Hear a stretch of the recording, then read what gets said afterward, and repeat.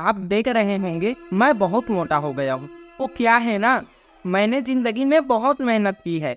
जिंदगी में जब भी सोचा बड़ा सोचा, जैसे आलू बड़ा, दही बड़ा, मूंग बड़ा, ब्रेड बड़ा, और उसी का नतीजा है कि ये पेट बड़ा।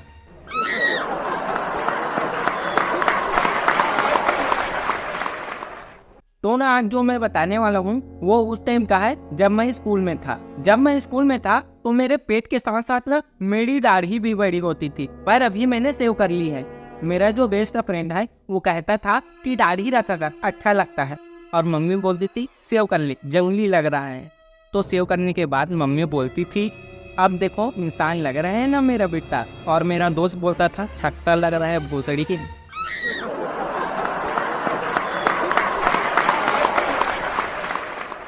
तो दाढ़ी सेव करके मैं स्कूल चला गया, और स्कूल में वो जो होता है ना बोर्ड जिसमें सुई चाल लिखते हैं, उसमें हमारे इंग्लिश वाले टीचर ने सुई चाल लिखा। तो इंग्लिश वाले टीचर ने उस बोर्ड में लिखा कुछ लोगों को इंग्लिश में इतनी कमजोरी होती है, पता नहीं उनका फ्यूचर में क्या होगा, और उनकी खुद की इंग्लिश और फ्यूचर की स्पेलिंग गलत थी।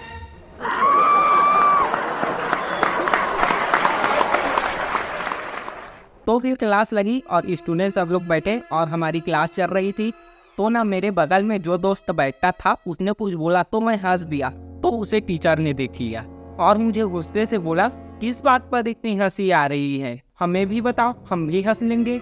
और इतिहास गवाह है, ऐसा बोलने वाले टीचर ने बात सुनने के बाद उसको तबीयत से कूटा है और मुझे भी कूट दिया।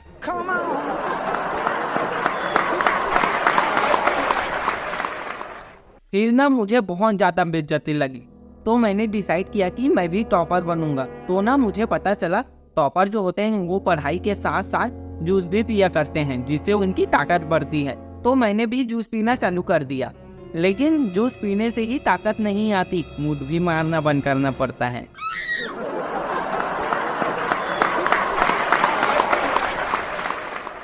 फिर ना मैं पढ़ाई में पूरी तरह ध्यान देने लगा। तो ना मुझे एक टॉपर लड़की जो थी उससे प्यार हो गया, और मुझे पता था चूची और जज्बात जितने दबाव उतने बढ़ते हैं। तो मैंने उस टॉपर लड़की को सीधे सीधे जाकर प्रपोज कर दिया। तो वो बोली कि मैं सोच के बताऊंगी।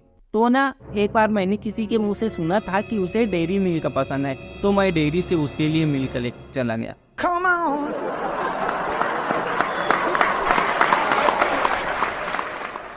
तो उसने थैली मेरे मुंह में फेंक कर मारा। तो फिर मैंने उसके लिए उसे सॉरी बोला और उसने मेरा प्रपोजल एक्सेप्ट कर लिया। एक बार हम बात कर रहे थे तो उसने मुझे पूछा कि तुम्हारे बेस्ट फ्रेंड और मैं अगर एक साथ पानी में डूब रहे हो तो तुम किसे बचाओगी। तो मैं बोला दोनों को डूबने दूंगा। तो वो बोली क्यों। तो मैंने बोला कि पहली बात तो मैं ये सोचूंगा कि आखिर तुम लोग पानी में एक साथ कर क्या रहे हो।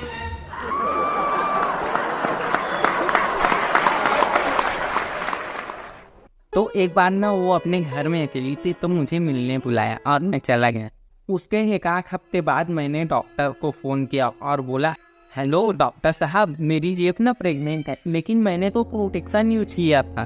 तो डॉक्टर बोला एक कहानी सुनाता हूँ सुनो। एक शिकारी एक दिन शिकार के लिए बंदूक की जगह छतरी लेके चला गया। अचानक उसके सामने शेर आया, तो उस शिकारी ने छतरी का हैंडल खींचा और फायर हो गया और शेर मर गया। तो मैंने कहा डॉक्टर साहब घंटा किसी और ने गोली मारी होगी। तो डॉक्टर बोला एग्जैक्टली, मैं भी यही कह रहा हूँ।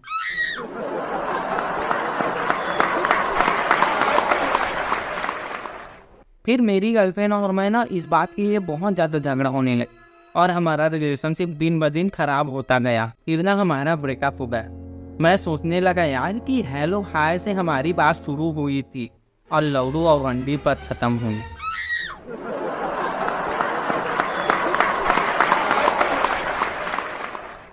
तो ना हमारे ब्रेकअप के बाद मैं डिप्रेशन में चला गया और मुझे डिप्रेशन से निकलना था। उसके लिए ज़रूरी था कि छोटी सी छूट मिले और तीनों को दूध मिले।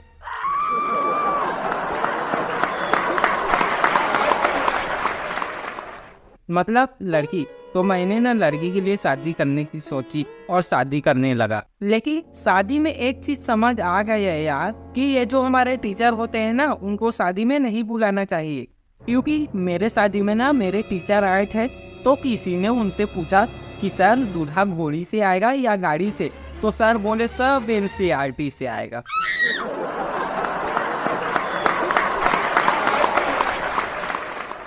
फिर शादी होने के बाद हमारी सुहाग रात थी, तो मैंने अपनी वाइफ से बोला ये तुम्हारा पहला टाइम है ना? तो मेरी वाइफ बोली यार तुम सब लड़के यही सवाल क्यों पूछते हो?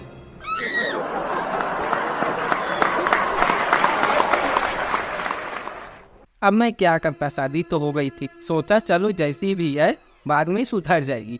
फिर हमारी शादी के बाद जब हमारा 3-4 साल का बेटा हो गया था, मुझे उससे बहुत ज़्यादा प्यार हो गया था। मैं उससे बोलता था कि नस नस में हो तुम, बस बस में नहीं हो तुम।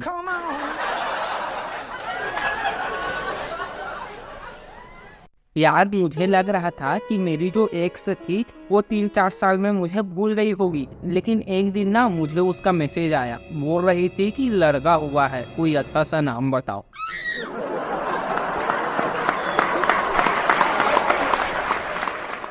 मैंने उसके मैसेज को पूरी तरह इग्नोर किया और देखा कि मेरी वाइफ ना मेकअप कर रही थी, तो मैं समझ गया आज देने वाली है।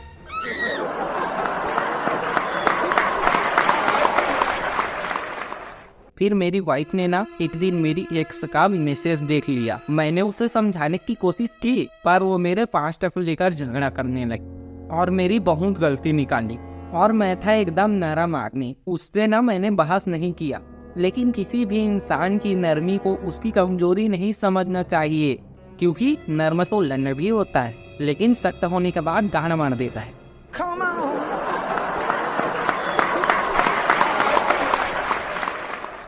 लेकिन क्या करें, जमाना ही खराब है। औरत सीधी हो तो उसे गाय समझा जाता है, पर आदमी सीधा हो तो उसे गधा समझा जाता है।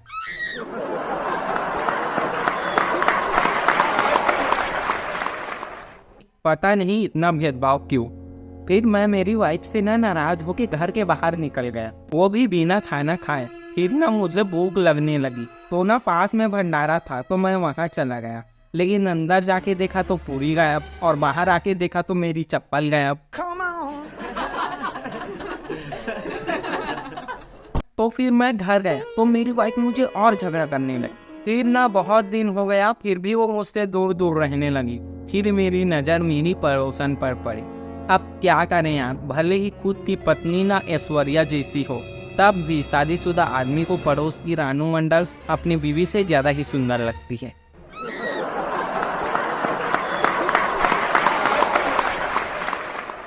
और फिर न हमारी वो पड़ोसन पैसों की कमी के कारण हमारे यहाँ काम पे लग गई और नौकरी करने लगी, और मैंने उस नौकरानी को कुछ ही दिन में पटा लिया।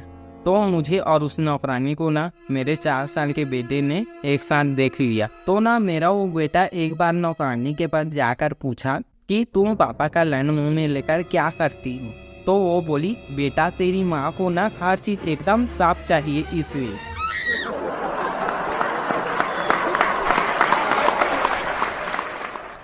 और लास्ट में यही कहना चाहूँगा कि टमाटर खाओ, खून बढ़ाओ, बुलंद करो हौसला, मुठ मारो लन बढ़ाओ, फाड़ डालो घोषणा।